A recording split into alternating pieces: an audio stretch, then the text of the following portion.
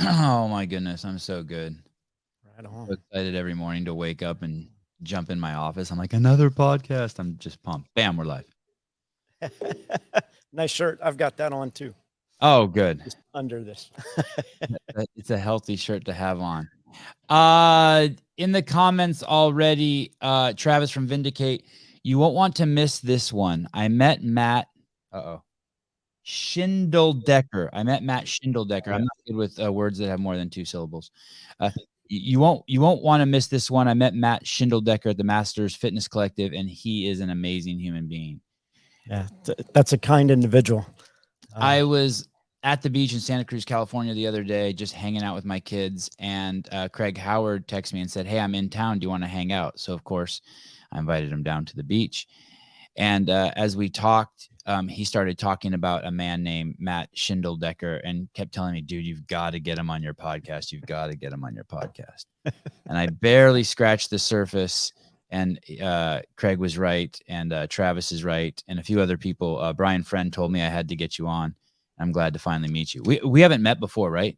No, sir. Nope. We have not. What an incredible facility you have behind you. Yep. This is our home, little sweet home we have here. CrossFit Crave, Celina, Ohio. Yeah, that's a beautiful shot too. I appreciate the effort you put into getting that. That's nice. Yes, sir. I want to start the show by sharing this off of your Instagram. In 2016, Greg started pulling the team together and saying, you know what? I'm not sure if the 100,000 people who've taken their level 1 know that they have the cure for the world's most vexing problem. I think that they only create people, tip of the spear people, and they don't realize that, hey, there's a tsunami of chronic disease that we're living in, and they actually have the cure for it. So when I see affiliates have things written like this, it just tickles my fancy, whatever that means. We sit collectively in possession of a uniquely elegant solution to chronic disease. Each affiliate is a lifeboat in what is a surging tsunami of a raging epidemic. Greg Glassman. And the follow-up to this is go to Google and type in 5 buckets of death and watch that, and you will find not a more potent video that sort of explains to you the power of these affiliates. I played that video for our director of health in our county when COVID hit. When I invited him to the gym, we talked about what we do here. We talked about the they called it, of course, tracing or tracking. We call it, protecting our athletes, because we've done that for 10 years. We track and monitor everything that comes in the door. And so we just talked about what CrossFit's all about. And I played that video, and he looked at me and says, "Can you send that?" And I said, "Absolutely, I can send it to you." And we opened our doors early the very next day. And he says, "Listen, I have no problems. Why don't you reopen?" I'm like, okay. Yeah. Oh, I would love to hear more details of that story. What year was that? So that's when we were closed, or the state of Ohio was closed for, gosh, I think we were shut down for 11 weeks. And right away, we had a relationship with our local health director. Excuse me, Matt. You were closed because there was because of the COVID. There was a Wuhan virus, and it was circling the planet, and people and the whole planet was in this panic shutdown. That's right. Okay. Yep. Panic shutdown. We closed right away when the governor of the state of Ohio came out and said, "Hey, effective 7:00 this evening, all businesses must come to a halt, so to speak." And we were one of those, like the hairdressers, the hair salons, and all of that. We were categorized as one. What do you know about hair salons? I don't. Okay, just checking. I like my barber though. So we shut down. We'd followed the minions like everyone else did at that point in time, and we got probably 3/4 of the way through it, and then talking with our members, and this gym was completely empty. We loaned every bit of a piece of equipment out. We kept some equipment here for our coaches. We didn't lose a member. We gained members through the process, and like I said, about 3/4 of the way through, we were like, "This is enough." 3/4 of the way through the 11 week. Yeah. Yep. Okay. I called. We got in contact. My business partner, Debbie Wagner, and I got in contact with our county health director and invited him in and said, "Hey, can we just walk you through what we do here and why we do what we do and why we feel we're essential?" And he spent, gosh, I think he spent like 45 minutes with us. And a part of that, we watched that Greg Glassman video. And he turned around and he says, "Hey, when you guys opening your doors?" And I said, "Tomorrow morning at 5 a.m." And that was a Friday morning. And he's like, "Okay, great." And the police never showed up. No. It's an interesting video because it explains it's really big picture, but someone who might be dogmatic in their beliefs of what was being pushed to us through the media might take offense to it, even though there is nothing to take offense to. No. Wow. Yeah, wow. Yeah. I can't wait to tell Greg this. He is going to be tickled that just even one gym was able to use that and talk sense into someone. Yeah. Yeah. For those of you who are not familiar with this video, you have to see it. It's called 5 Buckets of Death. And it basically, it's a perfect description of why everyone on the planet should do CrossFit. Yeah. Did you ever get discouraged? Greg would say, "Hey, we're not going to be able to save everyone. We're not even going to be able to save most people. These are just lifeboats." Mm-hmm. And we can't force people to get on board. Yeah, I think there's a lot to that statement.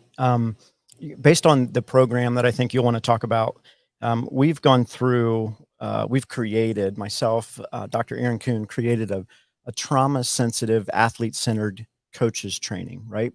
Available January 21st. I'd have to look at the date. 2023 in Columbus, Ohio. Yes, at Rogue. We're hosting it at Rogue. And that's live on CrossFit's website. We can send that link out. But so based on like my personal trauma and what we've been through and what we've developed to help coaches kind of work through, 70% of adults around the world have suffered some type of a traumatic event in their life. Whether they want to admit it or not, they're walking around with some type of trauma. So can we save everyone? We'd like to say absolutely. We can save everyone if you just walk through the door. But we know based on the trauma background of someone like somebody that's there's extreme obesity, walking out of their house is a terror. It's a threat.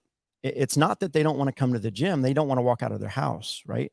Because of something that's happened in their past. And we know that we would love to reach those individuals, but it takes a certain mentality. It takes a certain temperament. It's not walk in the door and say, "Hey, let's get ready for class." It's let's sit down on the couch and have a conversation. Level, proximal, calm. Where are you at? How do you feel? So we'd love to say we can reach everyone, but some traumas just eliminate that possibility because we can't get them out of the house, right? And step one is let's go for a walk. And some people are so identified with their trauma. I would say most people, I'm open to being wrong, that they don't even want to give it up because there's a compounded fear there. If you give up your trauma, you'll also lose who you are. No question. Right? Yeah, absolutely. I feel that every day. It would be like if my parents said, "Hey, you're not really Armenian, we're Irish." Yeah. That, so a lot of people might be like, "Well, who cares?" But I was raised for 50 years with this like little piece of my identity is saying I'm Armenian, and just the whole thing is, I mean, it's the flat Earth, round Earth thing too. Those of us who believe the Earth is round, we should look at ourselves when people say the Earth is flat because we immediately start calling them names. Oh, they're fucking idiots. Well, the reason why we say that is we're terrified of even that one little thing being off. Because we don't know. We don't know what their reality is. And depending on when the trauma happens in your life, like if you're young, right, and you're in that juvenile state or even younger, I know your kids are younger. If there's something traumatic that happens in that age time frame, a lot of people stop developing. The brain literally stops developing in that age. So you may have someone that's a drug user at the age of 13 or 14. They've used for 3 or 4 years. Now they're 35 and they still have that 18-year-old mentality. Well, that's not just because they're trying to be cool or they're just, acting young. That's because that's literally where their mind development stopped, so that's why it takes them longer to, for you and I to say, "Hey, this is reality." No, it's not reality for them. The good news is, I mean, there's a lot of good news, is that it's textbook, right? Once you start seeing an expert like you or someone who's worked with this community for a long time, you start to see the patterns. Yeah. And there is a tried and true method that's very successful in helping people pass through that. Yep. And I'm no expert. I'm a novice at best. I just love helping people. So, you learn as you go, just like everyone else does. Give me an example of what trauma you're talking about. Are you talking about you were molested or you were raped, or are you talking about like your parents getting a divorce, or there's so many levels. Yeah. Like when you're 17, there's things you would say, I hate that person for what they did, right? For sure. But when you finally have kids and you think of the horrors that could happen to your kids, it's nothing compared to that person you said when you were 18 and you actually love that person. You're like, oh, actually, I would go have a beer with that person relative to someone who hurt my kids. Yeah. It's no all question. relative to the depth of your value of life. Your experience. Yeah. Yeah. To the depth of your experience. Right. Yeah. Sorry, Depth of your experience. Thank you. Yeah. Yeah, I mean, and like my trauma is different than most. My mother went to prison when I was 11. She shot and killed my bus driver in an attempted murder, attempted kidnap of myself. And I saw all that unfold. It happened. Your real mom, the lady who birthed you. Yes, ma'am. Yep, my mom. Yep, her name was Shindeldecker. And so through that process, there was a lot of things that happened prior to that. That wasn't the start, nor was it nearly the finish of what I went through. And that's a bottled up, not a secret necessarily, but a bottled up trauma event that I pushed down I'm 48 for the better part of my entire life.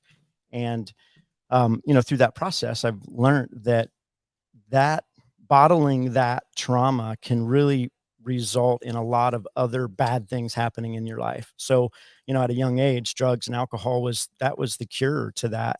And I did that through, oh gosh, until I was probably, there you go, until I was probably mid 20s. And alcohol was a major thing for me. That's what helped push all of that trauma that happened before, and happened that day. And that's my traumatic experience. And that's what I try to use to, kind of grow people's knowledge on what life is really. What city do you live in? It's called Celina, Ohio. So it's Celina, Celina, Ohio. We're in Midwest Ohio. We're real small, 10,000 people. It's a very rural area. We're the county seat of Mercer County. Sets on Grand Lake, St. Mary's, but we are a very small population here. And is that where this incident took place? You're born and raised there? Yep. Let's see if I can. Yeah, right there, Celina. So if you see where, so it actually took place just outside of town. If you see that 127 in Rockford, right just south of Rockford there. Mm-hmm. Okay, it really is out. It's in the middle of nowhere. Mm-hmm. Surrounded by corn. Can you so someone tried to kidnap you? Yeah, it was my mother. She had. Oh, okay. So it wasn't the bus driver wasn't kidnapping you. No. Yeah, there was she was diagnosed with paranoid schizophrenia. So she had some mental chemical issues in her mind prior to that, and there were several kind of episodes from my kindergarten through my 4th grade year. And then 4th grade, that's when that took place. Were you on the bus? Yes, sir. Mm-hmm. And you saw your mom come on the bus? Yeah. I watched the whole thing unfold. How many kids were on the bus? Just me. I was the first one picked up and the last one off every day. Because we lived out in the country, about 10 miles out in the country. So I was first one, last off. Wow. Yep. Yes, sir. And in 4th grade, how old is that? I was 10. And then even more traumatic, equally traumatic for you, I'm guessing, is then your mom was not gone out of your life after that. Yeah, I lost a lot of things that day. I lost, my mom, and in some sense, I have a great relationship with my father. It wasn't always that way. As we all, we grow up, we learn to realize what, our parents tell us are probably more right than wrong. But when we're young, it's all wrong. Right. So I've got a great relationship with my father, but in a sense that kind of wrecked my relationship with him. I ended up changing schools, to the city I live in now. I changed and went to a smaller school, even, where my grandparents lived, because I was living with them at the time. So I lost a whole set of friends. I lost a school. I lost, my mom went to prison. That's where she eventually died. So yeah, there was a lot of things lost that day. CrossFit Crave has changed my life. The community is hands down the best. Matt and Debbie have built something incredible. So proud to be a member at this affiliate. How did you meet Debbie? She's been a member here. So CrossFit Crave, we opened in May of 2010. Ashley Ink was the original owner. She had come out of Practice CrossFit, which you probably know that name, Josh Bunch. She brought it to Celina, to our hometown here. I knew of CrossFit. There was an individual that I worked with. I handled the Walmart account for our company, and there was a buyer that I'd worked with, 13 and a half years ago that went to CrossFit NWA, Northwest Arkansas. I was on the phone with her literally. There was a CrossFit NWA. It still is CrossFit NWA. It's the oldest. It's the oldest affiliate in Arkansas. So she's like, "Oh, my hands hurt." I'm like, "What?" I kind of laughed. She played basketball at I think Missouri, and I was like, "What's going on?" She goes, "Well, I do this thing called CrossFit. You should check it out." And that week, Ashley started moving things into a very small space across town. So I drove by, and within the first week, I went to my first class, and I threw up 3 times. Wow! And here we are, almost 13 years later. So. Go ahead. Did you have any athletic background? Did you play any sports up until that point? I played football and baseball in high school, and then I played a little collegiate baseball at a junior college. It was Columbus State University. But through that time frame, after college is when I really started. My trauma really caught up with me, so I started drinking pretty heavily. I'm only 5'5", so I'm not a tall man, and I ballooned up to about 210 pounds. And that's when I walked in the door at CrossFit Crave that first day at 210. And I think we were doing something simple, wall balls and maybe a farmer's carry and some sit-ups. And I got halfway through it, and Ashley looked at me because I was 3 shades of green. And she said, "Well, there's a bathroom right there if you need to use it, but you need to finish once you're done." And so I went in, literally threw up, come back out, finish the workout. She was telling you that if you do throw up, you have to come back and finish. It's not like it's not an option.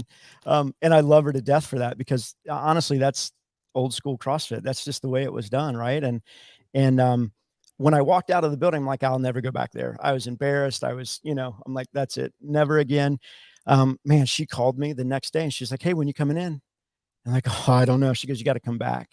And I went back the second day and never left. So this lady isn't even a lady. I mean, you had a professional relationship with her, but it's not like she came to your house for dinner or anything. No. Just someone you worked with in your business. Yep. Ashley Ink. Yeah. Yeah. So, and that's where it was at. So that's how it started. What a cool lady. Yep. Yep. And then she, about 4 years into it, she had to move. Her job was taking her away from Celina, and it was ripe and ready. And so I bought it at that point in time. And then about 2 or 3 years after that, my now business partner, Debbie Wagner, we got to a point where we were growing, and it was, I still have a full-time job, and it was like, hey, we want to be able to manage it well enough for our members to make sure that everything is covered, that we can, we can share the workload, so to speak. So Debbie came on board with my wife and I, and here we are. We're having a lot of fun. I have some insignificant details I'd like to know about. What did you sell to Walmart? So I work for a company called Crown Equipment Corporation. So we do electric forklifts. We manufacture electric forklifts. We're the largest electric manufacturer and the 5th largest manufacturer of internal combustion in the world. But it's a privately held company. So one family owns it. It's wow. Like a $4.2 or a $5 billion company. Based in Ohio? Based in Ohio. Yeah. Little town called New Bremen, Ohio. We manufacture around the world. We manufacture in Europe and China, but our headquarters is in 15 minutes down the road. Are you still affiliated with them? Yeah, I still work for them. No shit. Yes, sir. Yep. Wow. Yep. The people there how long have you been there? 28 years. Oh man. So there's people who've seen you go through this journey. Oh yeah. For sure. No question. Yep. Yep. And then my title is a national account manager. So I take care of Walmart it's our largest customer. So meaning and Walmart has to, if they open a new store and they need 10 forklifts there to move their goods around, that's what you do. You make sure they get their 10 forklifts. Yep. Yep. And a lot of it's in their distribution centers, right?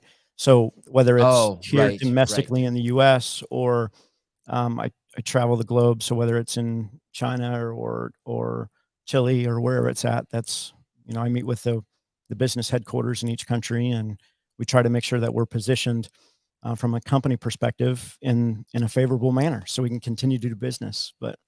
So that's what I do. Wow, that's fascinating. That's like deep behind the scenes stuff. How about Costco? What other accounts do you guys have besides Walmart? Do you have any other big stores that are like IKEA or Costco or? Yep. Costco, Walgreens, Amazon. We share a lot of the large, any large box, Kroger. What would you have on the West Coast? I traveled the West Coast for a long time. You would have Ralph's, Grocers, a lot of those individuals. Those components that make up how many different kinds of forklifts do you guys have? Oh gosh. Oh, really? It's like that. It's not like two? Yeah, no, we probably have 10 different lines, 10 different models. And inside of each model, there's 5 or 6 variants of the same truck. So there's quite a few. There's a lot. Hard plastic seats, ones that are going to be parked outside, ones that are going to be parked inside, ones that a manual, a little manual pallet jack that you would see in the back store of a gas station moving, Pepsi. I used to play with those. Yeah, you had a job where we had a pallet jack. Yep, all the way up to what we would call a turret truck, a very narrow aisle truck that's going to go 605 inches with 2,000 pounds in a 70-inch aisle, real small aisle. Wow, that's cool. Fascinating. That should be a whole show. And that's how. And is the founder of that company still alive? So no, Jim Sr. Passed away about 2 years ago. Jim 3. So it was Jim Sr., then Jim 2, and then Jim 3. And Jim 3 is now, he's just a little older than I am. I think he's 51 or 52. He's the president and CEO, and he's engaged every day. He's a great man to work for. It's a great family. It's a great family-owned business, that's for sure. When you would sit on the bench in high school waiting for your turn to get at bat, would you tell yourself this? Would you hear the story start up of who you are? No.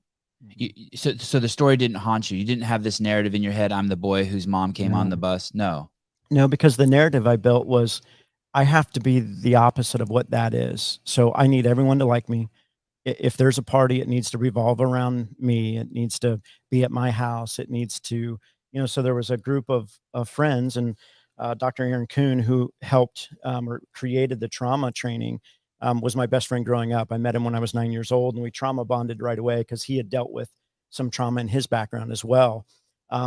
So all the way through high school, he and I were doing the same stuff. Like, hey, how fast can we get done with the football game and go get drunk or go smoke or whatever that was, whatever we were trying to do for that day. And so I left I thought I left the trauma behind because I built this persona of, man, I'm going to be that guy. Right. If there's a party, that's where I'm going. You were conscious of this? Very. Okay. Yeah. Very conscious of it. Yep. So, but I didn't realize that, I didn't really kind of sit back and look until I was probably late 26, 27, when I'm like, my first marriage was a disaster and ended. And I had 2 kids at that point in time. I'm like, man, I got to figure life out fast. And you knew that, and did you know right away that you could see that it was some rope tied deep to that incident? You knew. Yeah. And that's probably that's when it really started to change for me. And then, within the last 4 or 5 years, I've really sat back and said, okay, there's something way deeper here inside of me that I don't know what it is, but I got to get it figured out, because I'd go through really dark times, really depression. On the outside, I'm great. Everyone said, oh, hey, Matt's the happy-go-lucky. He's got a great life, got a great job, got a great family. Everything's great. Inside, I was a wreck. So I guess it's been 8 months ago, through the prompting of Dr. Kuhn, as we were building this trauma training for coaches. He's like, hey, you should probably maybe go see a psychiatrist. And so I did. I took his advice, and it's the best thing I've ever done. Because I'm now realizing some of the reason I am who I am today is primarily based on the trauma that I lived through and how my body and mind coped with that. And I'm grateful for it.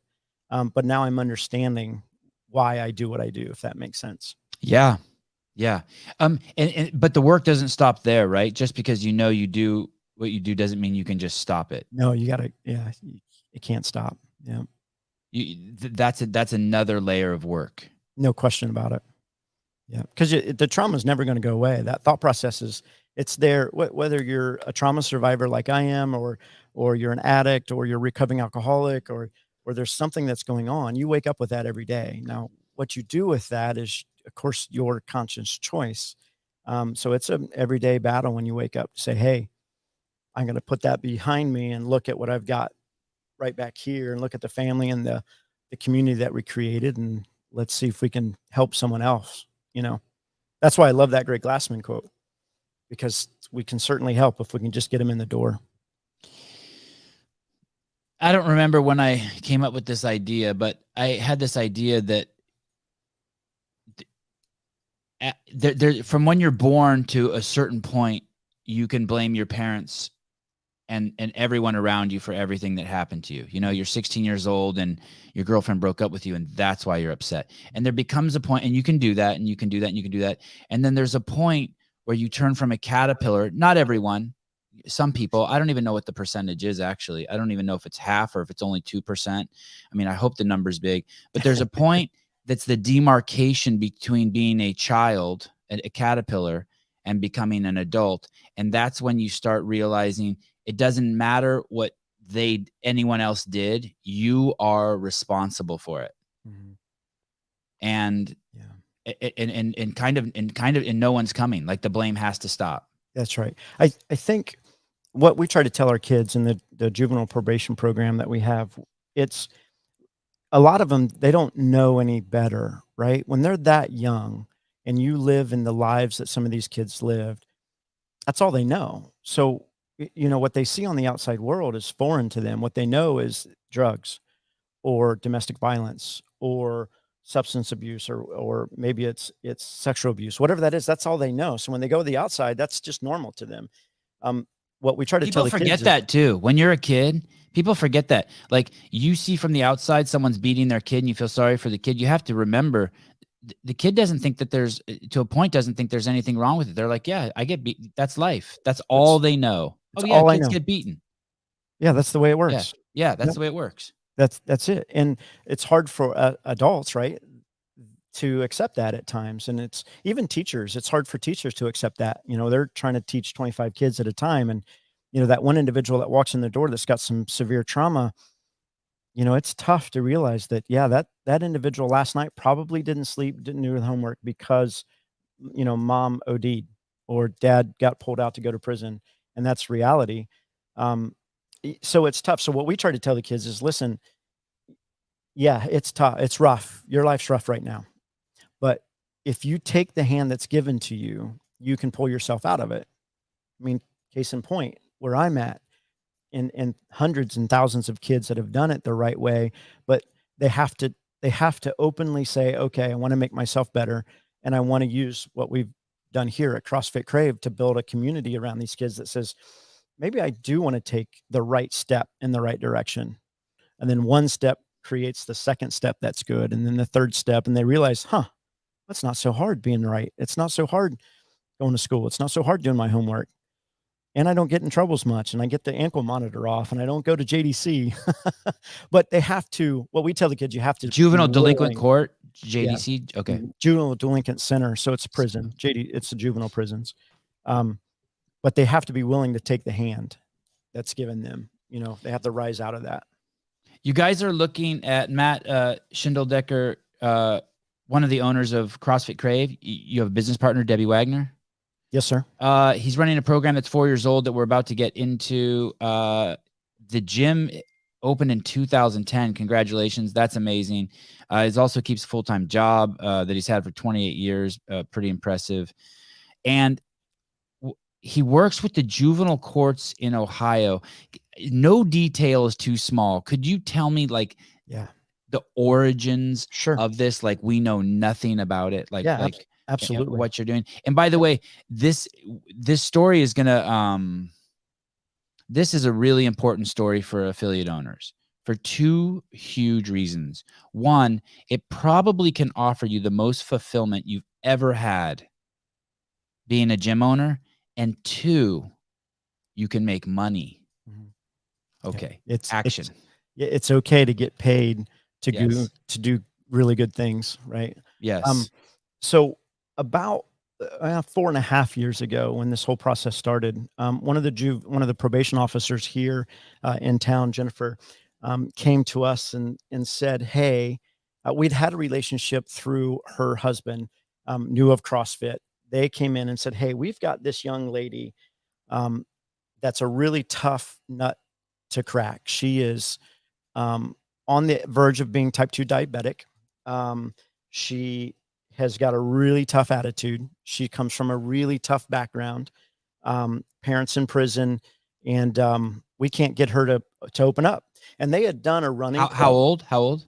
She was just turning 15 into 16. So she was right in between that 15 and 16 year. And already a type 2 diabetic. Yep. So they had tried several things prior to. So our probation department in Mercer County is really unique because they really value there's intrinsic value of health and wellness along with the mental side of what they try to do in their job to protect these kids. So they had tried to run club. They had tried another fitness place down the road that there was not a connection there. They were missing the community piece, right? There wasn't, and they didn't know that up front, but essentially that's what they were missing. So Jen brought this young lady to the gym here. And she walked in the first day and literally like this. And she's short. She was probably, gosh, I'm 5'5". She's probably 5'1". Was Jen's the probation officer? Yeah. Did she do CrossFit? She did not. Nope. Matter of fact, she had a really, really terrible knee injury, and she had a knee surgery. So she laughs to this day. When she first came in, she was hunched over and she couldn't stand and walk upright. She just couldn't do it. And that's a whole nother story in itself, because now she runs and she lunges and she does great because we were able to fix her in CrossFit. So this young lady came in and she was like this, and we walked around the building here and we were talking about the workout of the day. And I was trying to explain to her what we do. And the workout had wall balls in it. And, I showed her, a medicine ball, and I showed her what a wall ball looked like, and didn't say a word. I mean, literally just completely closed. Didn't say a word. So within about 15, what we would see is disrespectful, like basically fuck off. I'm not listening to you. That's right. Yeah. But knowing that she had an extremely abusive background with a parent in prison due to it. Right. So and we won't fill in the blanks, but you can imagine what happened. So I took her up front to our couches. So right over here, we've got 3 large couches where people just kind of hang out. And all of us sat down on the couch, and I looked at her and I said, hey, you're carrying a pretty big chip. And she kind of looked at me and didn't acknowledge. And I said, listen, can I tell you a story? I don't know your exact situation, but I kind of know what you're going through, right? You've got a parent in prison. She's like, yeah. I said, well, my mom's in prison as well. As a matter of fact, she died there.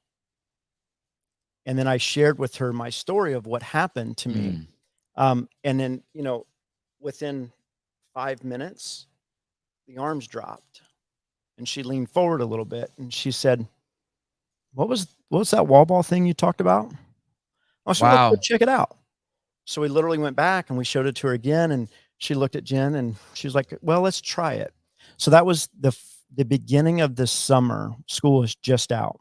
She came through that entire summer. By the end of the summer, her time was 9 a.m. So she would come to the 9 a.m. class. That was her designated time to show up. We knew who would bring her? Her probation officers would bring her, drop her off. So by the end of that summer, the probation staff, they started coming as well, because they're like, listen, she's completely turning herself around. She would come in to our 5:30 class here in the evening because this was the safest place she knew.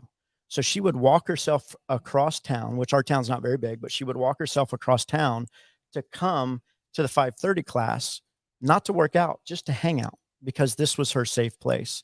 So at that Do you point, remember the first time she did that, seeing her walk in and being like, what's Yeah. she doing here? Yeah, we got a phone call from one of our coaches, who is actually one of the teachers here in school, middle school, called us right away. And she said, hey, she's here. Everything's safe.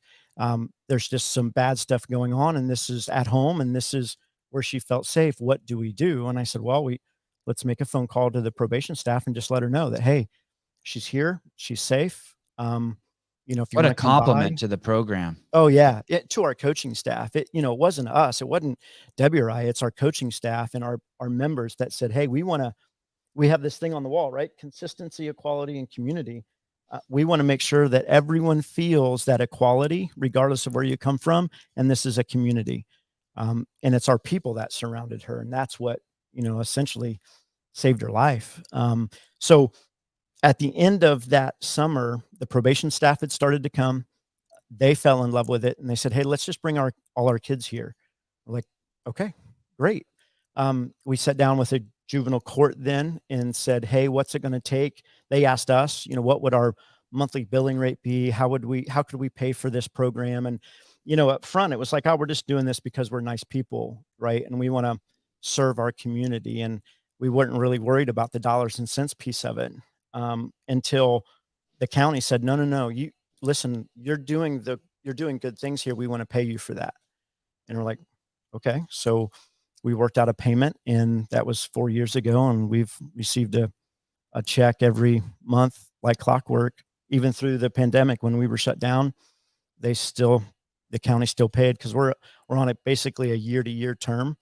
And we get, for every kid that walks in the door, we're paid our monthly membership for that individual.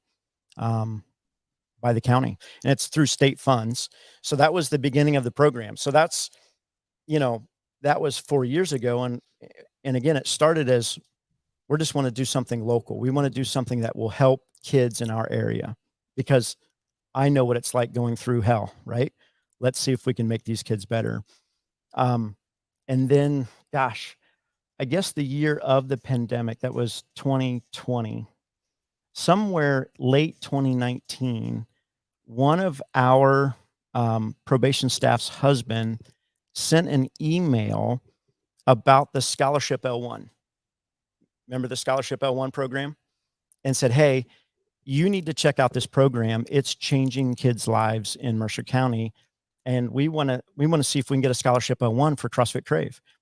Unbeknownst to us, we still have never seen the emails. So that was happening. I get a phone call then about 2 months after that first email. And they said, hey, CrossFit's going to come in and give you a Scholarship L1. And I was like, you're joking. What does that mean? They're going to run an entire L1 and everyone in it's going to be free? Yeah. Wow. And that's what they did. Wow. Here. Yeah. So so they scheduled it. And I think I saw that video. I saw Austin Malleolo and Gary Gaines in the video from CrossFit. That was a separate video. So that's another part of the story. Oh, that was when Michelle Moots came. Yeah. Michelle Moots, Larry came. Yep. That's when Michelle came. Okay. So they awarded us the Scholarship L1. So we had 15 kids.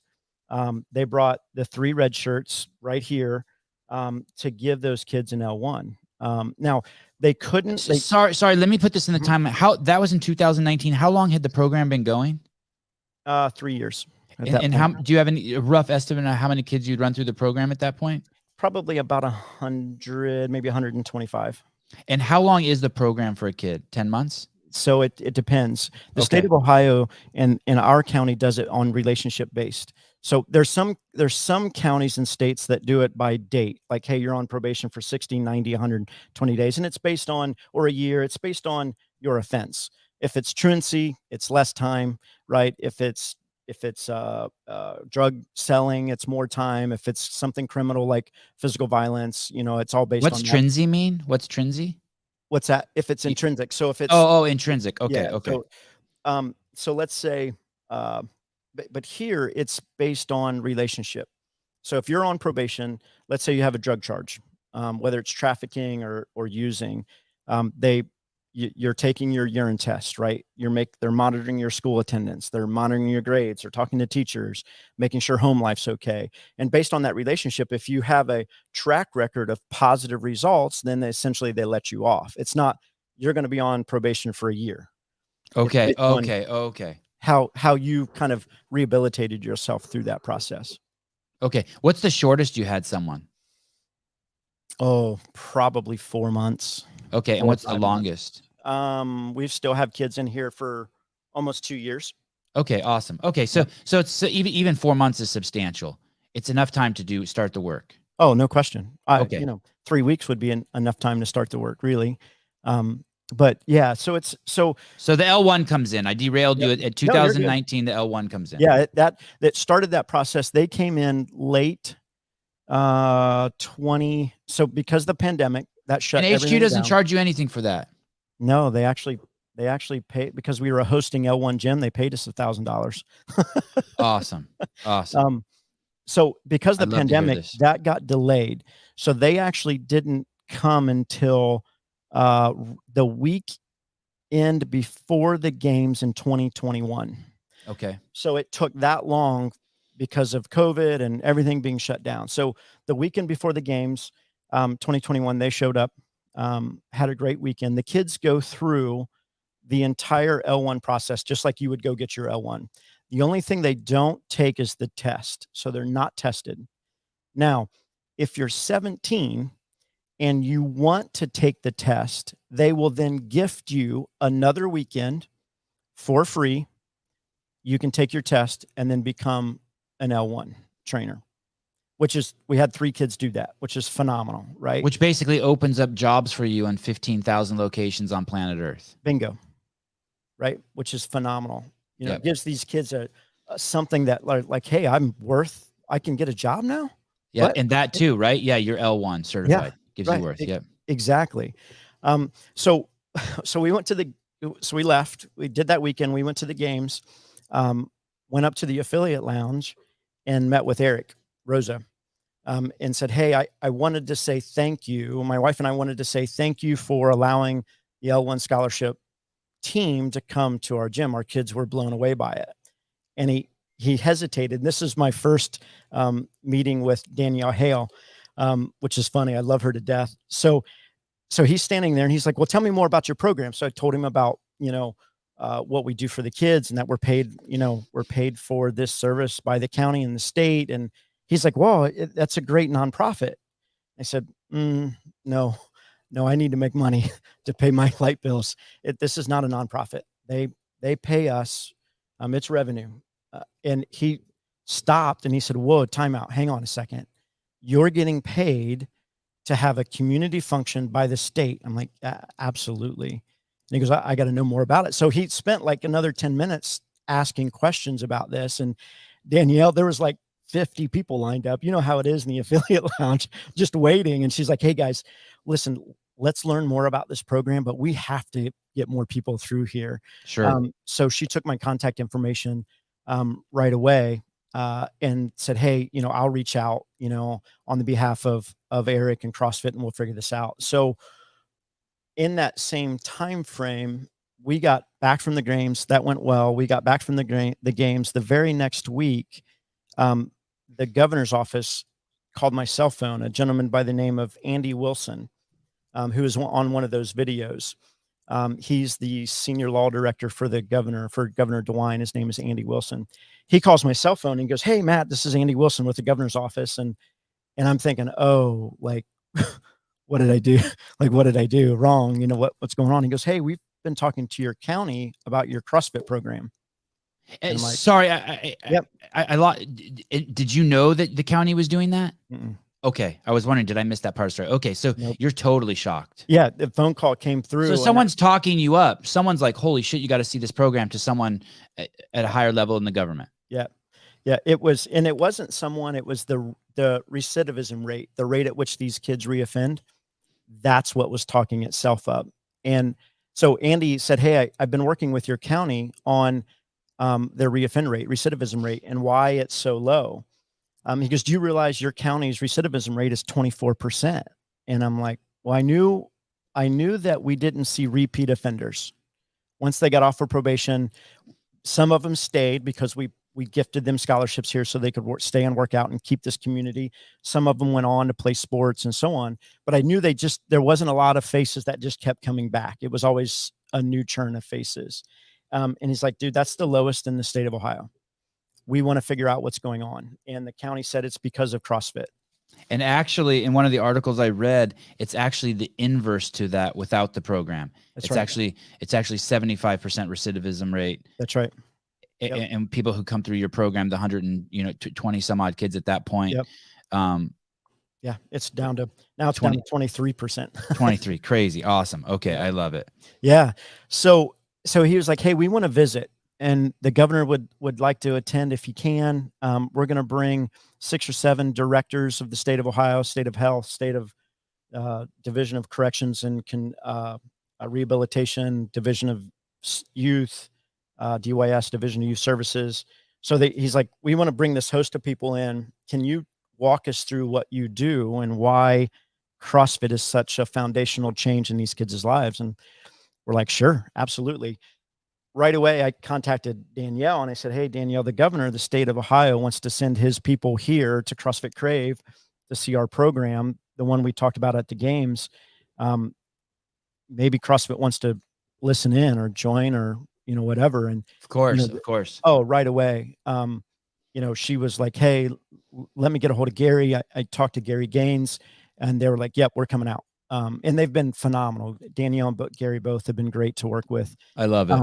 So on October 17th of 2021, October 17th of 2021, we hosted 61 individuals here, 31 individuals from the state of Ohio. We invited a whole slew of CrossFit owners affiliate owners across the state of Ohio to come.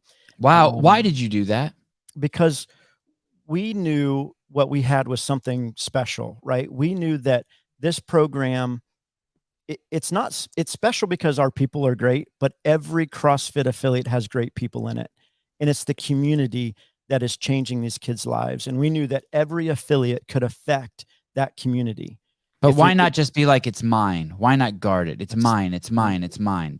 I did this. This is ours. It's that wall over there. There's a big gray wall. It says CrossFit. And then it says Crave.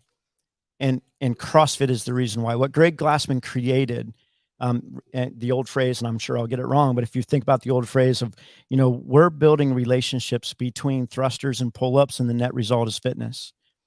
And in order to change people's lives, you have to create a relationship. And every CrossFit box in the world is super special at one thing, creating relationships. So in our mind, we have to share this. If the state of Ohio says, hey, we want to duplicate this program, then we have to get affiliates that raise their hand, says, yeah, me too. Why can't I host a program? Right?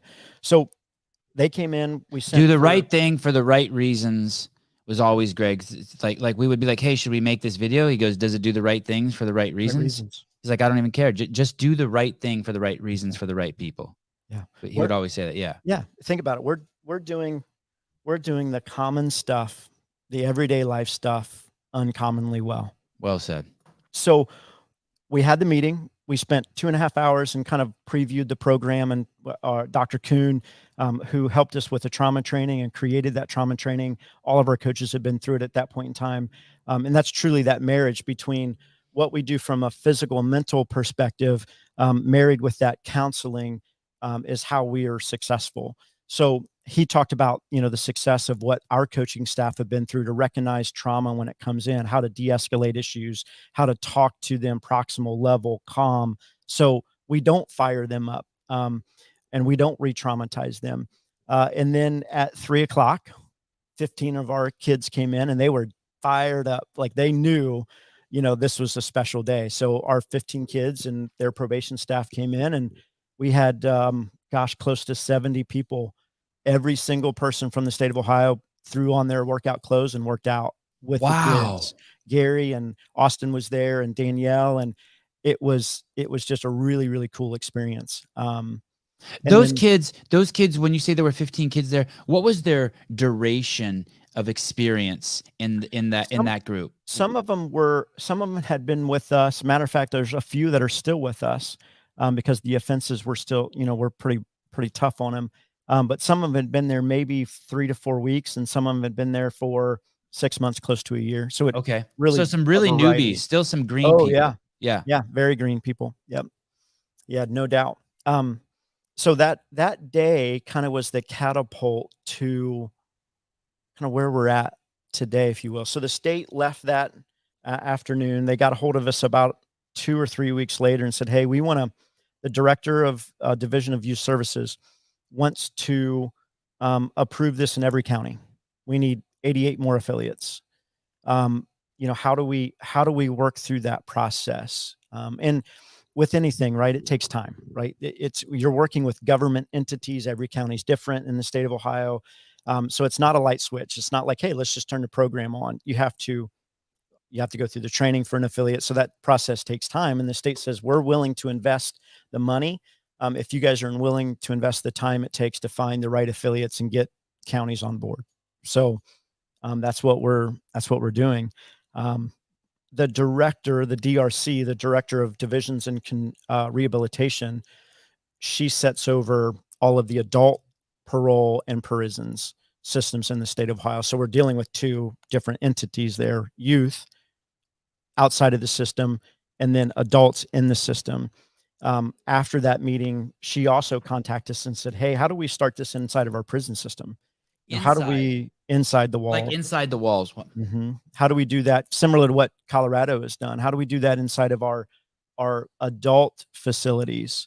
So, and I'm getting off on a tangent from the youth sector, but that day really kind of changed the lives of us, certainly, because 2 years ago, this was just our program and we're going to leave it at that. And we're going to try to help lives of our local youth. And now it's, gosh, I think we're talking to 50 affiliates. We're working through 14 different state systems and their judiciary systems to figure out how we can grow our program for more youth and more affiliates across the United States. And I can't say enough of, obviously the last couple of years have been rough, right? I'm an affiliate owner. I get it. The last long time has been rough, but I can't say enough of the direction, even through all that rough time, the direction that Danielle, the direction that Gary has given to doing the right things for the right reasons inside of the affiliate network. And that makes me so happy to hear that. That's awesome. Yeah, they've been great to work with.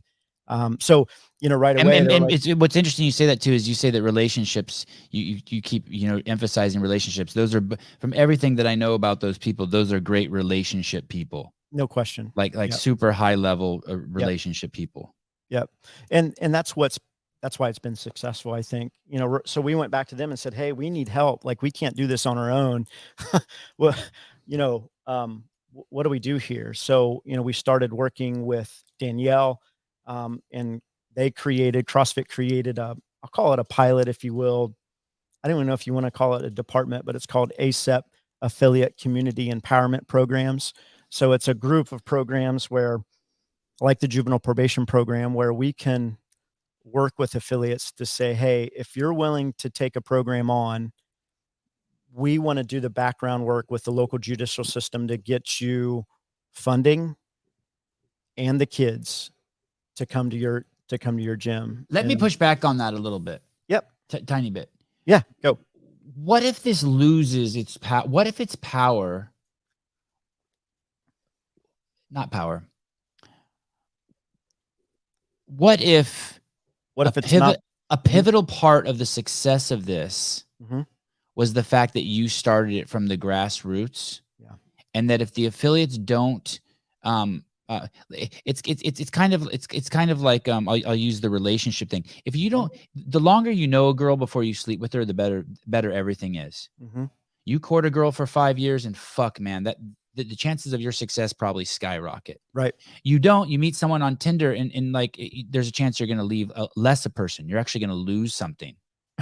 Your relationship, you're actually going to damage you. Yeah. So What maybe these affiliates should be having the contacts with the government bodies instead of you. Like I understand the logic of what you're doing. These people are professionals in the gym and they know how to do the work. So we're going to move the red tape out of the way for them so they can get to work. But what if that part is really important, the relationships with the gym owners, with those people in the government offices? Well, it is. And here's what I would say to that. Is this fit for every affiliate? Absolutely not. It's just not. That demographic, the demographic we work with, juveniles, or let's say you're working with addictive services. So you're partnering yourself with an addictive service center locally, and you're bringing members in through a paid service through Medicaid. Every affiliate's not fit for that. So what we try to do is those affiliates that come to us and say, hey, we want to look into this program, we go through, I'll call it a vetting process, but it's very similar to what you would go through if you were to say, hey, I want to start my own affiliate. So there's an application process. You fill out the application process. Then we start making phone calls to the affiliate. Let's talk about their heart. What is their mission statement? Why do they want to serve their community? In some cases, we make a visit. Hey, let's make a visit and sit down and talk to this group. And if everyone agrees and they know that, hey, you've got to go through the trauma training. This is a special demographic, a group of kids, right? It's not all roses and, rainbows every day. It's very rewarding, but just like any class, you'll have those members. We all do, right? If they're saying, yes, we have the heart for it and we want to go forward, then great. Then we start helping them make contact with their local judicial system. And that's when that relationship starts. And that's why realistically, this is not an easy button. Hey, let's just turn the program on. It's not that way. It will never be that way. Nor is CrossFit. CrossFit's not easy. It's not easy opening an affiliate either, right? So we have to take those painstaking steps to ensure one program success, two, the affiliate successful. So we don't want to marry an affiliate up and have them fail. That would be awful. That being said, you're 3.5, 4 years in, 4.5 years in with this program, and some levels of it are that were hard in the beginning are now completely greased and grooved. We don't even think about it because you have a reputation with the people in the government, the people bringing your clients to you. Yep. Steep learning curve there, but as time goes, you get to focus more and more on the clients and less on the bureaucracy. Exactly. All the work really for the affiliate is loaded towards the front. It's all front loaded because of the relationship you have to build, the communication. You got to find the funding, make sure the funding's there. You got to find the kids for the program. We want the probation staff to work out with the kids. Some counties will, some counties won't, some states will, some state won't. So that it's very front loaded. But once the program starts, it's no different than opening your doors for 5 a.m. We run the same class schedule. We run the same programming. We do special things here, which a lot of affiliates do. We talk about integrity. We talk about community. We talk about value. So we'll spend maybe 5 minutes, at the end of class and we'll recap that class and we'll try to instill into the individuals that, their value is worth way more than what they feel it's worth. So that's a little different than maybe you do that in your 5 a.m. class. I don't know. But that would be the only real big difference that we do at our 3 o'clock juvenile probation class. I want to show you guys something. This video is on YouTube. It's worthwhile for everyone to watch it. But if you're an affiliate owner, you absolutely, this is a must watch. Take the 10 minutes to watch this. It's called Expanding Horizons, CrossFit Crave, and Mercer County Juvenile Courts. And it's made by a production company called JW Production and Sound. And this is the part that only CrossFitters know. And it's so here. And you could tell someone this 1,000 times. And Matt just mentioned it, but we all know it. But here it goes. These are the probation officers that work with CrossFit Crave in the program. But here we are in year 3, and the program is still going strong. It's good for the kids to see the adults in the class because we do it with them, and they see us struggle, and it's good for them to see that not everything.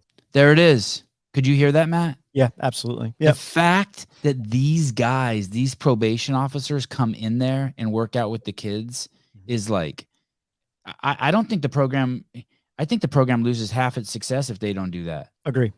it levels the playing field. It creates equality. You know, one final thought, but I also want to give CrossFit the credit for that, because that's the culture of CrossFit. Bingo. So kudos to these guys for stepping into the culture of CrossFit. It's just as scary for them, I'm sure, as it is for the kids. Yeah. It has to be. These are fucking just people too. Yeah. It has to be terrifying for the probation officers, but they grew as people too. I guarantee you just as much as the kids after that first thing and they high-fived the kids and forgot that they were their probation officers. It was probably like, holy cow. Okay. Sorry. What were you going to say? It levels the playing field. Yeah. It levels the playing field. It creates equality, and what it's allowed, that suffering you do on the floor out here for an hour, right? That's true. That's suffering. Let's be honest. And at the end of that, you're either on the floor or you're walking over your partner, you're giving a high five. We end every class with high fives. It's mandatory. You can't get out of that. And those kids will come up to this area right up here. I was going to try to show you, but this area right up here, and they'll set for another 30 minutes. And the probation staff says those are the best 30 minutes of the day to get the communication in, because their mind is clear. They've achieved something that they didn't think they could achieve before, and now they're willing to talk. And in that 30-minute time frame, after that hour workout, is the best time for them to communicate, because they just suffered together. And it's trauma bonding. When you suffer with someone else, you're more likely to say, hey man, I'm having a tough day and this is why. Right. So that's the experience that these kids see. And we have teachers coming to class now. We have their principals coming to class. The school resource officer, probably the coolest comment that I've heard out of this whole program. He's a Celina police officer that during the school year, he's assigned to the school. So he's a resource officer, carries the gun, walks through the school, right? Last year, he started coming to class, and he said within about probably 2 months of him coming. Why? Because the kids kept asking him, hey, come on. Cause he was in shape. He'd worked out, he'd run. He's like, oh, come on, come to CrossFit with us. The kids kept hounding him. Come to CrossFit, right? Because what do we do best at CrossFit? We talk about CrossFit. I love it. So the kids go to school and talk about CrossFit. So he's like, he finally broke. And he, again, about 2 months into it, he was like, Matt, he goes, this is the biggest change that I've seen so far in him personally. Before I started coming here, these kids were a case number. And he used pretty flagrant, just another fucking case number. And I don't blame him for that either. Right, and I don't blame him for that. I've got all of these kids, and I've got adults that I've got to deal with, and it's just another case number. And he goes, until I walked in this door and I started to work out, and I turned around and went, oh man, I'm struggling, and he's blowing by me. And then he turns and looks at me and says, hey, Officer Miller, keep going. You're doing great. And gives me a high five. And that's the kid I arrested 2 months ago. Wow. Right. And he goes, I've quickly realized that they're just kids. They're just another human being that needs a relationship in order to change the scope of their life. And where do we build relationships? Right here at CrossFit, right? I apologize for the volume being low. I'm going to play another clip and I'll try. But basically, the probation officers were saying that they work out with the kids. And that's so, like, we all know that. The magic of that. We all know that, like, you're working out and something you were so mad about your wife about, in the middle of the workout, you're like, shit, I should have said sorry. The whole script can get flipped. We know that someone that we don't even know in our class, that we don't even want to talk to when the workout starts, at the end, you're like, hey, you want to go for a cup of coffee? Like, we know that you see a guy next to you and he's a young punk, or he's an old guy, or whatever judgment you have. At the end of the workout, you can't wait to reach over and touch their hand. That's right. But, yeah, it all goes away. We all get clarity of thought, and we stop our silly little narratives. This video, this is a judge. This is a judge talking here. Let me see if I have in my notes what he's going to say here. The welcoming nature of the community, the judge credits the culture. I do want to say two things here. This is why I say you have to take your L1 in person. I don't condone an online L1. I've not taken it but I just don't condone it. But I'll be transparent. I haven't taken it. The other thing is the fact that Matt Shindeldecker, who you're staring at here, now has a program within the CrossFit walls that's going on January 21st, 2023 at Rogue. Is it a 2-day seminar? It's a 1-day trauma training. I'm telling you, Nicole Carroll would not let that fucking happen. Yep. Unless she saw value to it, like crazy value. It's not enough just to have a little value. It's not enough to be great. You have to be on par with the L1. She's not interested in diluting the brand at all. So it's a huge compliment. Okay, here we go. Listen to what the judge says here. I could give you several examples of kids who have been immensely helped by that program. And it is in no small part due to the culture at CrossFit. So he's saying, sorry, the volume is low. He's saying that this program, to no small part, is because of the culture at CrossFit. And as you learn more about Matt Shindeldecker's program, you realize there's been other fitness programs. There's been running programs. There's been weightlifting programs. There's been sports programs, but they didn't work. Yeah. And so this isn't just another fitness program. This is a place where you work out with your probation officer and then sit on the couch and talk and hang out. That's right. And drink water and crack jokes. Yeah. Just like any other member. That's right. Yeah. Yep. They don't even it's probably the only, I'm trying to think if there's any other time, and I don't know much about probation officers, where they have an opportunity to spend that time and never talk about the kids' problems or what the rules are or what disciplinary action is, or it sort of just transcends all of that. It does. Absolutely does. And that's why it's so valuable to the probation staff, the judicial system, and the trauma training that you referred back to. You're absolutely right. From a presence of, if you look at what CrossFit does from a human movement perspective, right? We're the best in the world at it, hands down. Now what we'd like to do is work with the coach on the human condition piece of it, right? Because we know human movement inside and out. We want to work with a coach to work on the human condition when they come in the door. And we're not, through that training, we're not teaching you how to be a clinician. That's somebody else's job. They get paid for that. What we're trying to help you with is, how do I navigate? Let's say it's a long-term member and they come in one day and they're just despondent and you have no idea why. And we've had this, and I've had affiliate members call me that at the end of a class, a member came up and said, man, I don't have a value for life. Like, or my wife's upset at me, or I just lost my job. Individuals like that are going to talk to a coach or an affiliate owner after a class or before a class, before they're going to talk to somebody at the water cooler or their boss or sometimes their spouse, right? And unless you've had a little bit of training from an affiliate owner's perspective or a coach, what do you say to an individual that says, I just don't, or you overhear somebody say, I just have no value for life? How do you handle that? That's a suicide, unfortunately, waiting to happen. And the first responder, if you look at the first responders inside of the affiliates now, the highest death rate today is suicide. It's outpaced heart disease and health in lung disease.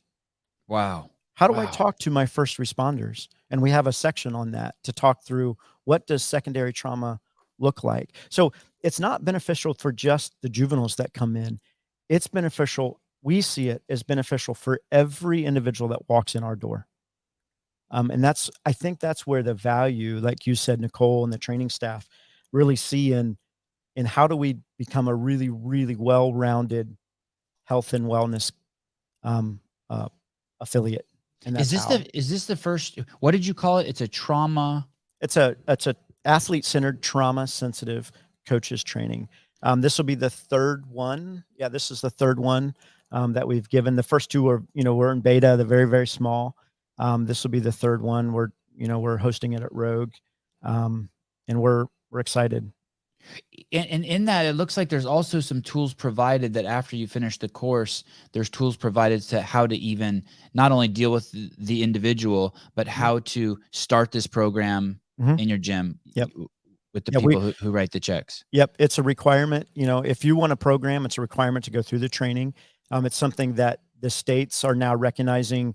We just went through the Arizona Supreme Court process to get CrossFit on their listed vendor list, and they're excited about it because they don't have to find a vendor, because that's basically what a CrossFit would be at that point in time, that now needs to go through some type of special training. We've already got it. And it can be accredited. There's CEUs you can get from it. So I cannot post a link. Mhm. Well, maybe I could. The problem with CrossFit, and it's been there for fucking ever, is that if you don't have a CFID, you can't even get to the fucking course to read about it. Yeah.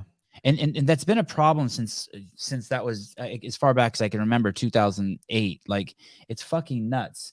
Because I wanted to look at the course last night and I didn't have a CFID, or I couldn't remember it. And thank God my computer remembered my wife's. What's the name of the program? Maybe I'll you sent me a link on my phone. Maybe I can send it. Yep. And post it in the comments. But you'll still need a CFID to get past the wall. There's no reason for that. They got to fix that. I don't know if CrossFit even has an IT department anymore. Yeah, that's above my. Let me see. Let me see. It's a athlete-centered mental health training. Matt. That was the see all conversations. Go here. Okay, here we go. I'm looking for this link to the program. So athlete-centered CF Port. Oh no, sorry. Can you see it there? Oh yes, there it is. Oh, okay, so it's at crossfit.regfox.com. And I'm going to try to put a link down there, but you'll still need in the comments. Give me 1 second. Yep. That's all that stuff's above my pay grade. Mine too. But I know how to yell at people for it and complain. I'm good at that. I'm good at that part.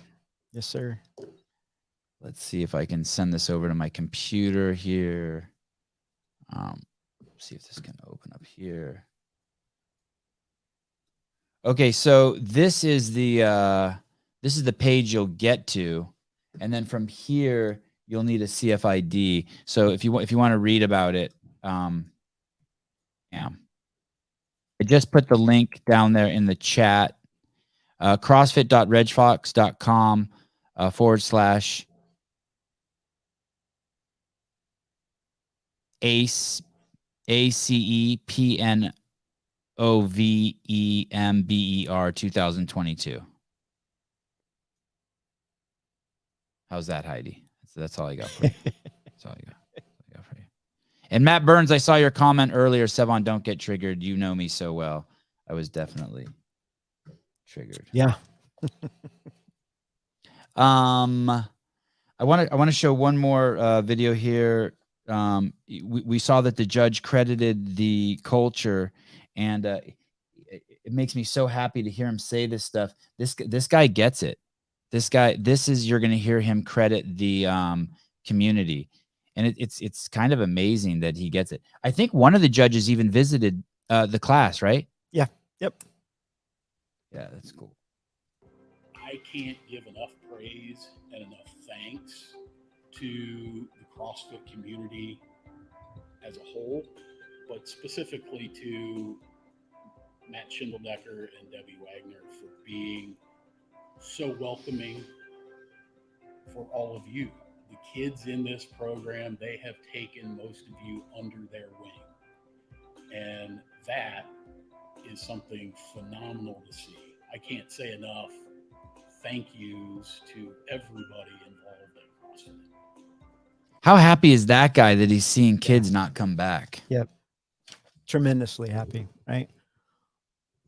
Yeah, generational, changing generations. Right. This is breaking generational juvenile poverty. Yep.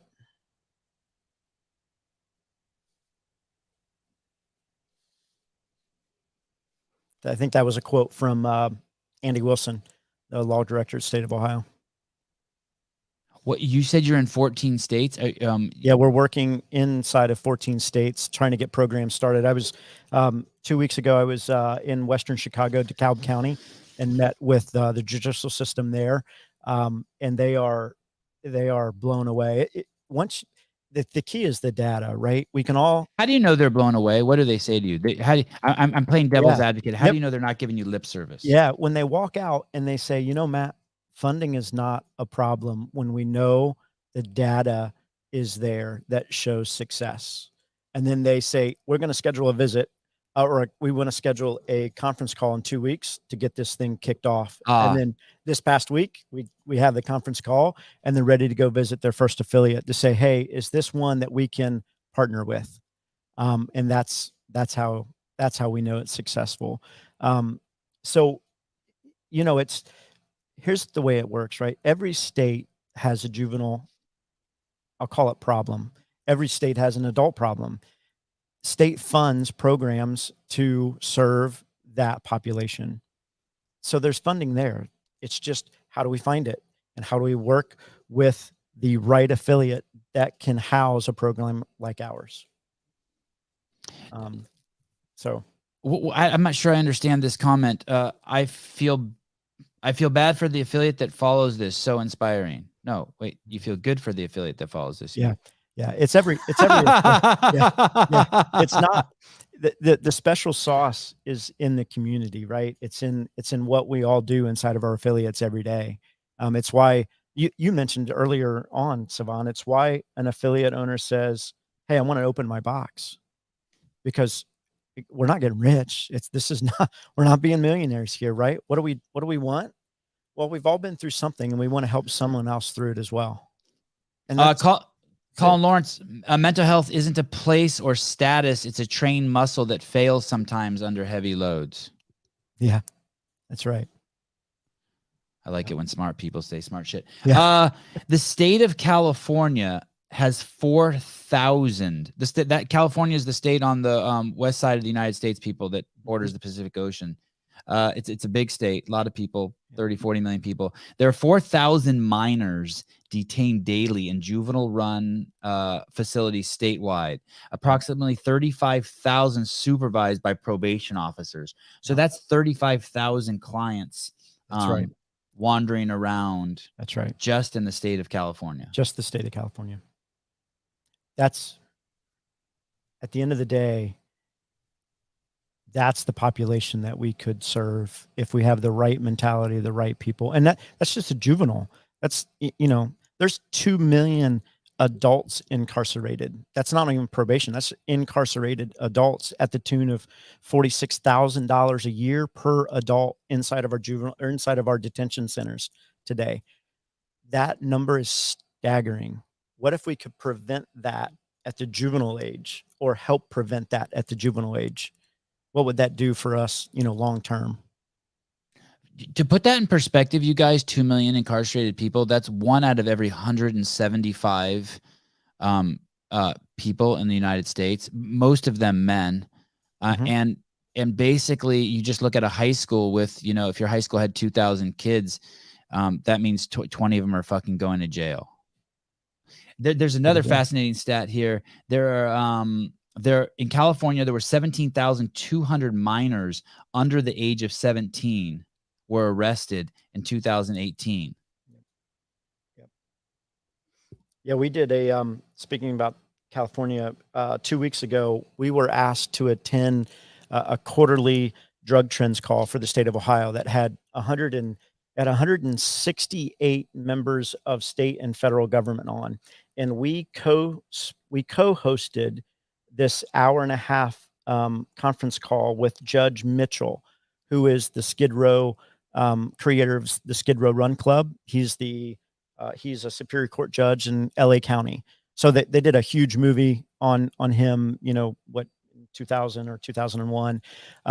So the state and the federal government said, hey, we want CrossFit alongside of the guy that started the Skid Row Run Club, that's hugely famous, to talk to us about why physical, mental health and wellness is so important to the rehabilitation of both addicts, juveniles, and adults that are in the system today, which was a huge honor. It was a lot of fun. You know what's interesting? You said that, and I'm not trying to shit on what you just said at all. Just the important perspective. Yep. They didn't mention the fact that makes this so different is the community. And they didn't mention that to you when they said that. Do you open with that? Always. Do you open with like, hey, there's kind of a misnomer of what we do. It's the community. Yeah. Yeah. It's kind of like the misnomer of what CrossFit is. It's at its foundation, it's a nutritional program. And yet people miss that because the other piece is so, and sometimes you come in through the back door. I came through the back door. I start moving first and then start tweak and then got to the bottom of the pyramid. Sure. Right. But everyone says that, hey, this doesn't work by just bringing the kids in and writing what you do up on the board and leaving. Doesn't. Nope. No. Absolutely not. It's the community you invest in them. It's the relationships you build. That's why it's successful. What is the baseline workout when a kid comes in? What do you have? Same as every day. We don't change it. The only thing we do here special is on Thursday. We do team workouts on Thursday. With him. That's cool. So they partner up, teams of 2 or 3 or 4. They have a little fun. We get them excited. We pick a student of the week. So every week it's nominated by their peers. So we have a big whiteboard and they have to come on the backside of the whiteboard and write, who they felt out of the probation group, out of their peers, did something special this week, whether it was their attitude, maybe they did something at school to help another kid out. Maybe they just worked out super hard. Right. So we use Thursday as a team building. So we do team workouts on Thursday and then they pick the student of the week and we talk about why they picked that individual. Outside of that, it's the same programming we do at our 5 a.m. class and our 6:30 p.m. class. We don't change a thing. And that's the beauty of, like I said, the front end work is loaded up front. Once the front end work is done and we've got a program started, it's no different than coming into your 5 a.m. class. You're building community in your 5 a.m. class. You can build it with these kids. I'm guessing you're like an artist who had an idea for a song and then you wrote it and then you played the music for it and then it goes out in the wild. I'm guessing Matt Shindeldecker wakes up every morning pretty pumped in the last couple of years because you're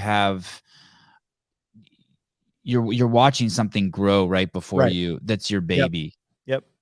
It's my wife and I and Debbie, we're like, is this reality? Is this really happening? It's that good, huh? Yeah, I could tell by talking to you. It's really that good. Yep. It's really that good.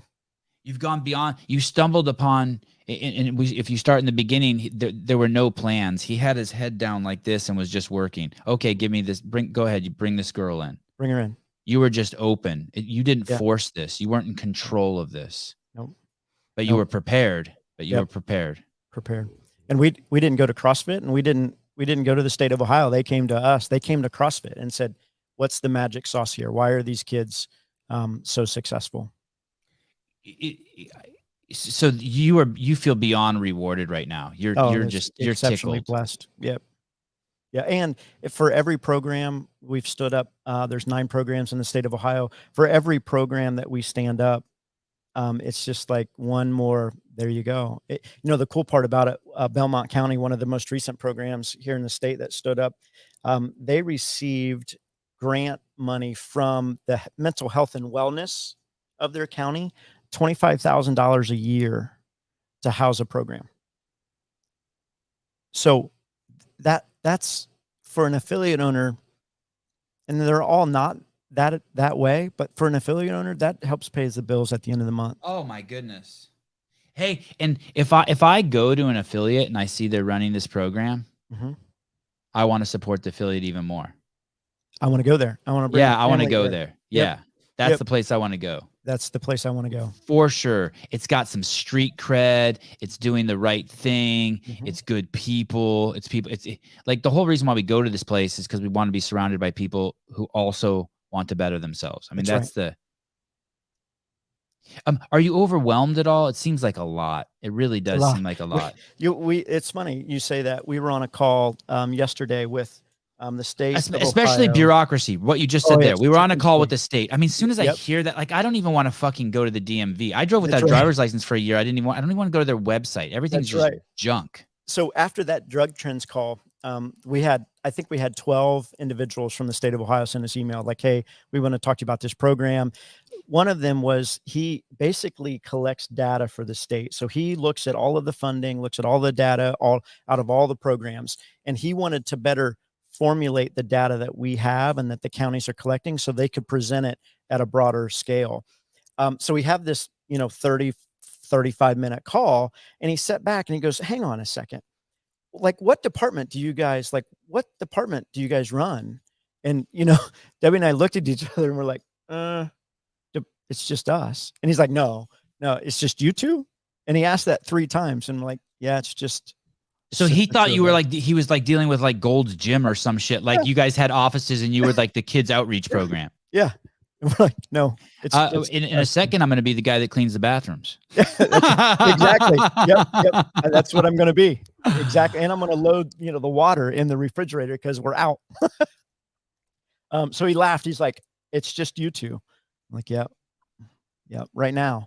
But, and CrossFit has done, like I said, I can't speak highly enough of Danielle Hale and what she's done for us, and what Gary has done on, taking something that a year ago was nothing and really helping us grow it, which is really, it's fun. And by that, you mean providing the level 1, getting you in contact with the training department to push through the trauma, trauma training. Yep. And then helping us and the videos and the articles. That's right. Helping us communicate with other affiliates that there's a lot of really good things you can do in this world. And you can still make some revenue doing it. And that's the most important thing. I mean, from an affiliate owner's perspective, let's be honest. I got an email every year, right? That says, hey, your affiliate dues are up. And now what we want to do is be able to give back to the affiliate and say, hey, let us, from a CrossFit perspective, take CrossFit Crave out of it. From a CrossFit perspective, let's help the affiliates look at programs that can bring members and revenue.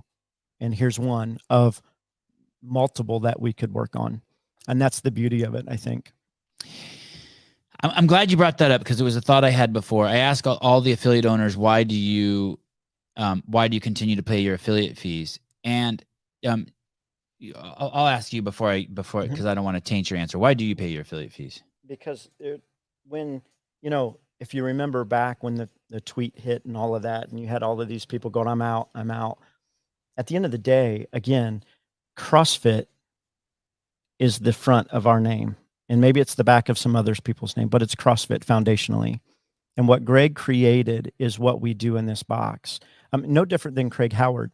I fight hard every day to ensure that I'm following the methodology that I was taught through my L1, through my L2, that keeps CrossFit. It's my box. This is my CrossFit Crave. And I'm damn proud of that. And I will never let go of that name because it's changed my life. And I know it's changed the lives of those that have come through this building, right? That's why I do it. It wouldn't make sense. What would I call it? What would I say I do? It just doesn't make sense. So right, wrong, or indifferent. I'm sure there's probably a lot of naysayers, but it's a great answer. You're practicing the methodology that you learned, that Greg Glassman and team put out to the world, and you're committed to it. Yep. It's your piece of integrity that you maintain by paying it. So, and I've said this, I sound like a broken record, but towards the end of Greg's, running of CrossFit, he had realized that that the payments were basically brand loyalty payments. He had let completely the cat out of the bag. And so he realized that what he needed to do was litigate, legislate, and educate. And he was going to take that affiliate money and fight off anyone who fucked with the protocol, anyone who would fuck with the trainers. He would be the ultimate fucking sword and protect them to the death. And he's good at fighting. He's really, really good at fighting. And it was an amazing thing. And since then, I've kind of wondered, how is this new group of people going to offer any value to CrossFit? They were actually more likely to hurt CrossFit than do anything. And I think in a lot of hurt had been done to the brand, but it speaks volumes that the brand is still so strong and so successful. Shit does not stick to this thing. Yeah. That being said, Greg also said that he is not the builder of skyscrapers. He is the caretaker of a forest. And what I'm seeing when you mention Danielle and Gary Gaines's names, I'm seeing them like really embodying that, because they didn't create this. They're not taking credit for it. They see a part of their forest flourishing, and they're running over to it and learning, nurturing, and sharing and facilitating the growth, instead of forcing something like, hey, we're going to give you a discount on blah, blah, blah, blah, blah on Fit Aid, you know?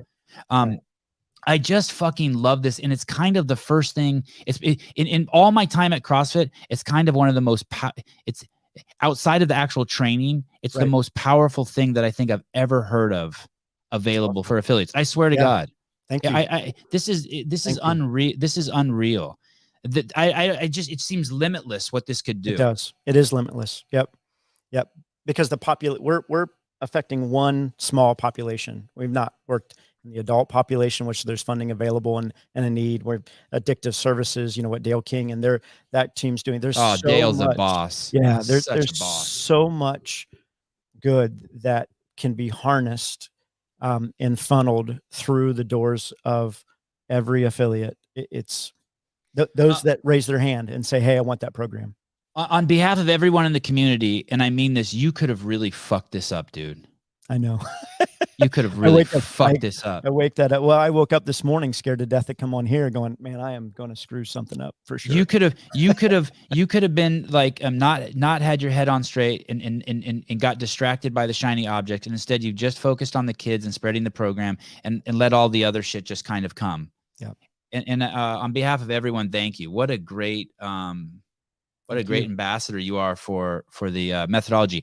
I want to say this too. I do shows like this, and on the complete other spectrum, I do shows with Andrew Hiller, which are just as valuable, but I can't drive this home. There's all these influencer jackasses who talk about CrossFit, who get these tens of millions of views on their thing. And they say stuff like CrossFit ruined me, or I don't like the pressure from doing workouts in the gym. They are nothing. They are a tiny, tiny speck. Never get distracted. It's like someone complaining that there's a worm in one apple in the entire orchard of apples. That's right. Just spit that out. That's right. Bite out the worm and spit it out. Let him have his little acreage of the apple and then eat the rest of the apple. That's right. Yeah, this is the vast majority. You don't see, it's not going to get the number of views and number of likes, but this is the vast majority of what's going on. Agree. Yep. All right, brother. Thank you for letting me pick your brain. Thank you for being so vulnerable. I'm glad to connected with you. I'm glad I have your phone number in my phone. Yes, sir. Thank you for all you do. Yeah. You can text me 24 hours a day. I don't sleep by my phone. I am your friend. And what a great pleasure it is to meet you. Yes, sir. Thank you so much. Cheers, brother. Oh, and tell Debbie and the whole crew over there, I said, thank you also, please. We'll do that. Absolutely. Yep. All right. Thank you. See you guys. Yep. Bye-bye. Wow. Craig Howard, thank you. For those of you, Brian Friend, thank you. And for those of you who've DM'd me in the last couple of weeks, Matt's really taken the CrossFit community by storm. There's a lot of chattering about this guy. What a freaking beast. I so wanted, and I don't have time now this is fucking amazing.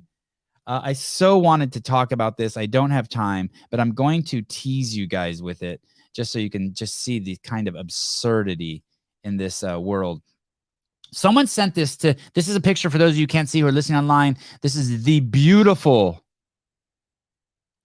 and always on the highest moral ground, Danny Spiegel. I have a picture of up on the Instagram, and it says first of all, I think anyone who does these ask me a question things, I think it's bizarre. But I know why they do it. They want engagement so that they can get into the algorithm. But it's a picture of her in her underwear with some titties showing. Her hair looks cool. She's out in the woods somewhere, and her shirt's open, and she's got mud on her legs, and it's cool. It's a cool shot. And it says, someone said, do you get tired of people commenting on your body? Sevan Podcast, for example. Of course I do, but it's not going to stop. I've learned to just deal with it. Wait a second. You're tired of people commenting on your body? I don't believe that. I think she's a liar. But I would love to have her on and ask her, because I go to her Instagram and it's just full of pictures of her body. I don't, what am I supposed to comment on? But I don't think I comment on her body that much. But anyway, I commented on her clothes not fitting her right at the Rogue Invitational. I talked about her performance at the games being absolutely mind-blowing. And then it says, I've long accepted that any man who has the audacity to get on a public platform and speak ill of a woman, especially if he's talking about her body. So I just want to say this, and then I'll come back to this because it's fucking hilarious. I've never spoke ill about her body. I've told you guys, I like fat people. I like fat girls. I'm a huge fan of foreskin. I'm a huge fan of chubby chicks, chubby guys. I'm fucking the lover of all bodies. When I was in high school and the boys would be like, I have a type, I'd be like, dude, my type is anyone who's nice. Let me tell you what I have been critical of. Most critical on this show, the one most consistent theme, is people with mental illnesses who direct them and project them onto me. This person didn't ask if I spoke ill of your body. I've never spoke ill of your body. Oh my God, Sevan. And the fact that you're conflating me talking about your body with me being negative about your body, that's what I've been critical of on this show across the board. Thank you, Johan. Lean into it, Sevi. Thank you. I needed that. I've never been critical about your body. And if you, I put a really loud, I'll get into it later because this is so fun. I'm having so much fun with this. But the only thing I've been critical about is people who live in echo chambers, who don't listen to other people, who are so self-absorbed that they think that they start talking to themselves. This person didn't ask you anything about me saying anything negative about your body. A second thought, little boys will continue to use hate. I don't use hate, but I am a little boy. I love dump trucks. I am such a little boy. I never grew up. I never got into sports cars. I still like the world's largest dump truck. I think is cooler than a Ferrari. Sorry. I am a little boy. But what I am not is I'm not someone who has mental illness, who gets defensive and takes what other people say and twists it in order to play the victim role. I don't do that. And I think your picture's wonderful. And you have an enormous ass. All right. I will talk to all of you later. Love you guys. I'll see you this evening. We are going to have an amazing show tonight. Relax, dude. Relax. Stay creepy. I will. Don't worry. There's these fucking knuckleheads. Okay. I'm taking me and my foreskin to take my boys to the skate park today. And I also like old people. I catch myself checking out old ladies. I am the most loving of all bodies. I do get concerned that obese people are fucking on a shitload of meds and killing themselves. That's what I get concerned about. I get concerned about your mental illness a little bit. Like I wish, oh fuck, what if she doesn't have to carry that around with her? She could be so much cooler. Okay, I did look up, just since we're here, one last thing. Let me see if I can find it. I did look up. This is the world's largest dump truck. It is 32 feet wide, 67 feet long, and weighs 80,000 pounds. The world's largest dump truck. Love you guys. See you at the skate.